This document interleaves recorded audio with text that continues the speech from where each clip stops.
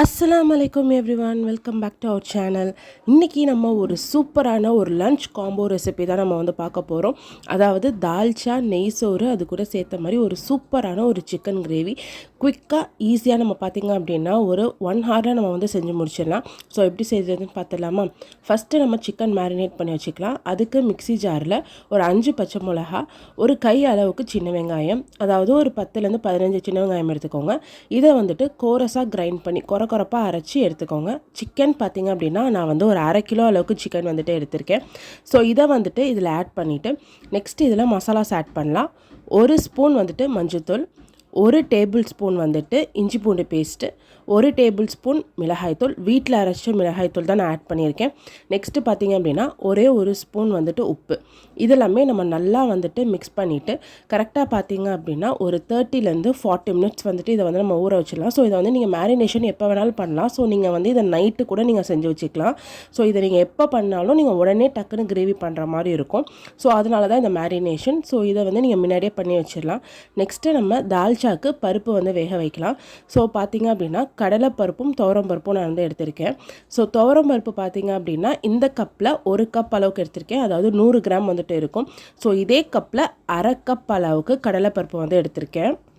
நான் சொன்ன இதே அளவுகளே நீங்களும் வந்துட்டு எடுத்துக்கோங்க, உங்களுக்கு கரெக்டாக வரும். நெக்ஸ்ட்டு பார்த்திங்க அப்படின்னா இதில் நம்ம வந்துட்டு மட்டன் பீசஸ் வந்து ஆட் பண்ணலாம். ஸோ எப்போவுமே சரி தால்ச்சா செய்யும் போது நீங்கள் வந்து பருப்பு கூடவே மட்டன் வந்து ஆட் பண்ணுங்கள். அப்போ தான் உங்களுக்கு நல்ல டேஸ்ட் வந்து கிடைக்கும். ஸோ இந்த மட்டன் பார்த்திங்க அப்படின்னா முடிஞ்ச அளவுக்கு கொழுப்பு ப்ளஸ் வந்துட்டு எலும்பு அந்த மாதிரியே வந்து ஆட் பண்ணிக்கோங்க. அதான் கரெக்டாக இருக்கும். இதை வந்து ஒரு 5 விசில் விட்டு எடுத்துக்கலாம்.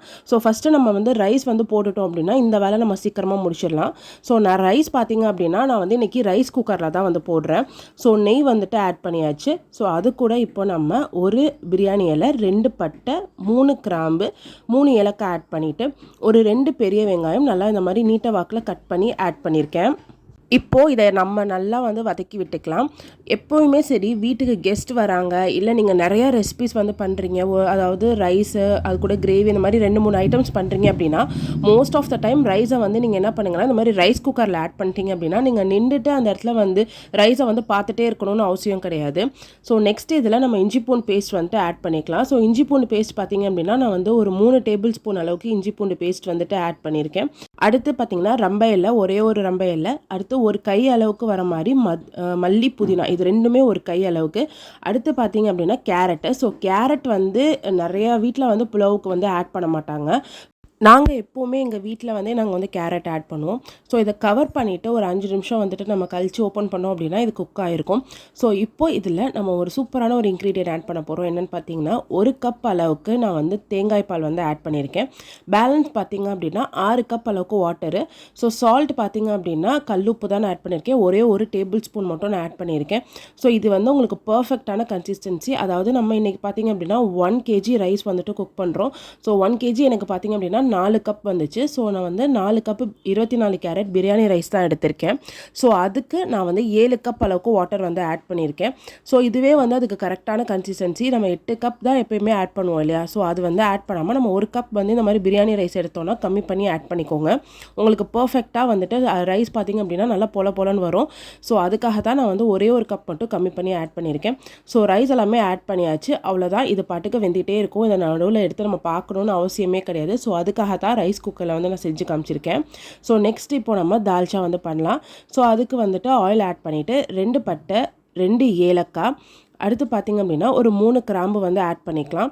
அடுத்து வெங்காயம் வந்துட்டு ஒரே ஒரு வெங்காயம் கொஞ்சம் பொடிசாக வந்துட்டு கட் பண்ணி ஆட் பண்ணி விட்டுக்கலாம்.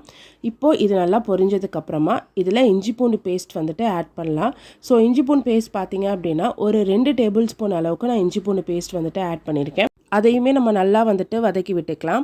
ஸோ நெக்ஸ்ட் பார்த்திங்க அப்படின்னா இதில் ஒரே ஒரு பெரிய தக்காளி இந்த மாதிரி பொடிசாக கட் பண்ணி அதையும் வந்து ஆட் பண்ணியாச்சு. இது எல்லாமே நம்ம நல்லா வந்து மிக்ஸ் பண்ணி விட்டுக்கலாம். ஸோ நீங்கள் எப்போவுமே சரி தால்ச்சா செய்கிறீங்க அப்படின்னா சில காய்கறி வந்து கண்டிப்பாக நீங்கள் வாங்கி வச்சுக்கணும். அடுத்து பார்த்திங்கன்னா 2 பச்சை மிளகா, ஒரு பெரிய கொத்து கருவேப்பிலை வந்து ஆட் பண்ணியிருக்கேன்.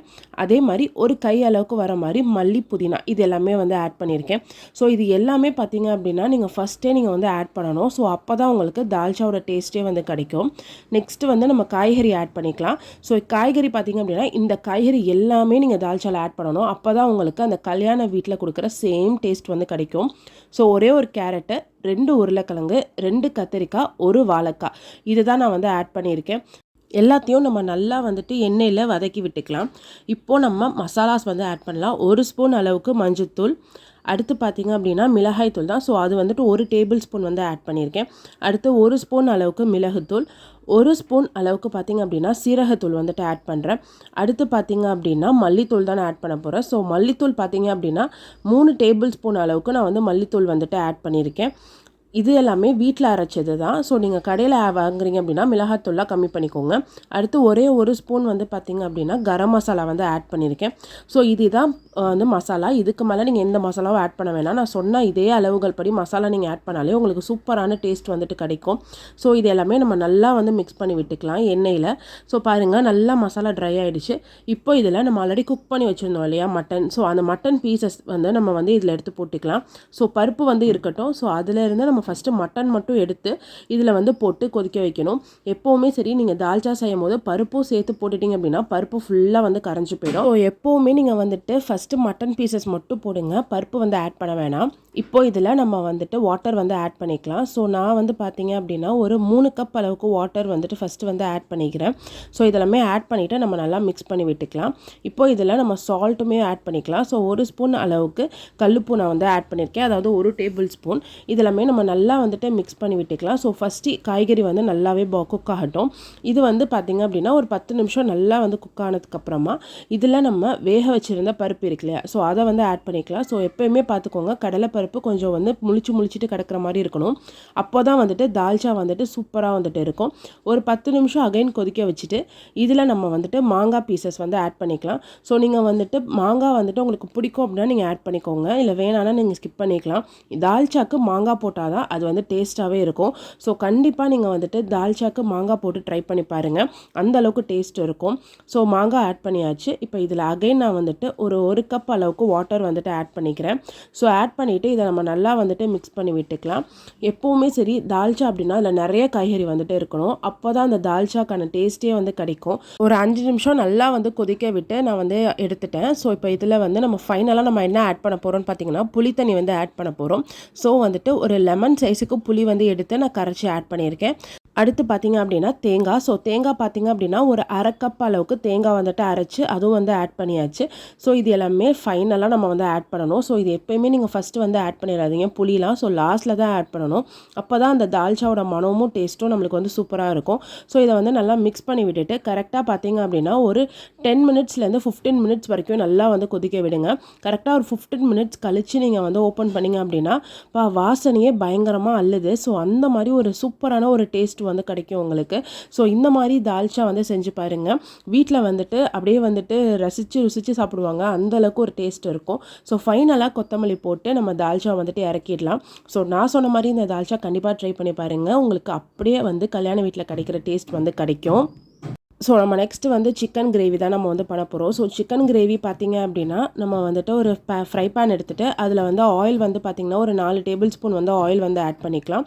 அடுத்து இதில் ஒரு பெரிய வெங்காயம் இந்த மாதிரி கொஞ்சம் வந்து பொடிசாக வந்து கட் பண்ணி அதையும் வந்துட்டு ஆட் பண்ணி விட்டுக்கலாம். வெங்காயம் வந்துட்டு கொஞ்சம் லைட்டாக வந்து கலர் வந்து சேஞ்ச் ஆனதுக்கப்புறமா இதில் நம்ம வந்துட்டு இஞ்சி பூண்டு பேஸ்ட் வந்துட்டு ஆட் பண்ணிக்கலாம். ஸோ நான் வந்துட்டு ஒரு 2லேருந்து 3 டேபிள் ஸ்பூன் வரைக்கும் நான் இஞ்சி பூண்டு பேஸ்ட் வந்துட்டு ஆட் பண்ணியிருக்கேன். எப்போவுமே நான் சொல்கிறது தான், இஞ்சி பூண்டு பேஸ்ட் நீங்கள் ஆட் பண்ணிங்க அப்படின்னா நல்லா வந்து வதக்கி விட்டுக்கோங்க. ஸோ நீங்கள் நல்லா வதக்கல அப்படின்னா பச்சை ஸ்மெல் வந்துட்டு இருக்கும். ஸோ நெக்ஸ்ட்டு இதில் நம்ம வந்து தக்காளி வந்து ஆட் பண்ணிக்கலாம். ஒரு தக்காளி நல்லா வந்துட்டு ஃபைனாக சாப் பண்ணி ஆட் பண்ணியிருக்கேன்.